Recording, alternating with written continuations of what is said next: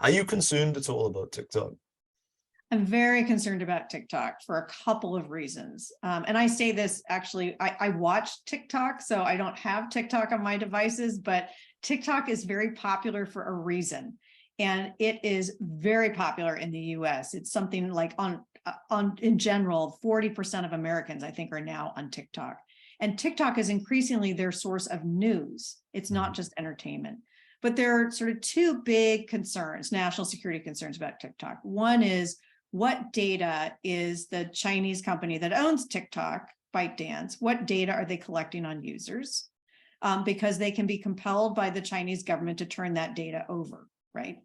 And then the second is, how could TikTok be used to influence the attitudes of its users in some pretty surreptitious ways? It doesn't have to be, don't believe this presidential candidate legitimately won the election. It could be something as simple as portraying China in a much more positive light, right, than we might think. Spreading disinformation about the Uyghurs, for example, or the Chinese Communist Party's detention of the Uyghurs.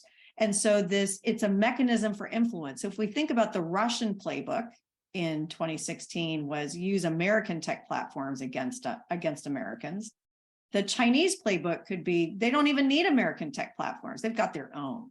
So that's the real concern. And that's being played out right now in discussions between the US government and ByteDance about how to mitigate both of those threats.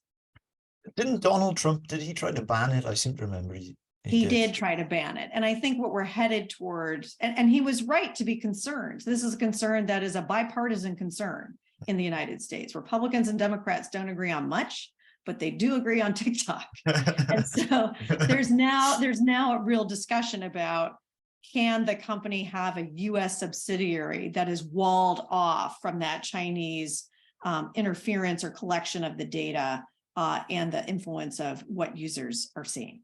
So I would imagine that if I went to China and I was on their TikTok, unlike perhaps here in the UK or in the US, where I'm seeing kind of, as you said, this perhaps swayful content, I'd probably be seeing gifted Chinese mathematicians or brilliant Chinese concert pianists or people speaking glowingly of their government. Or am I just perhaps being conspiratorial? Or is that possible? No, you're absolutely right. And so, you're not allowed to criticize the leader, Xi Jinping. You're not allowed to criticize the Chinese Communist Party. You're not allowed on any social media in China to even mention the date June 4th, which is when the Tiananmen massacre occurred. And so Chinese citizens, find clever ways around these things. They talk about May 35th, right, which is June 4th.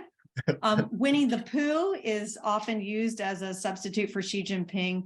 So it is a tightly controlled, censored environment with legions of censors monitoring what is put on social media, who can say what, and if you're found in violation, your life is not good.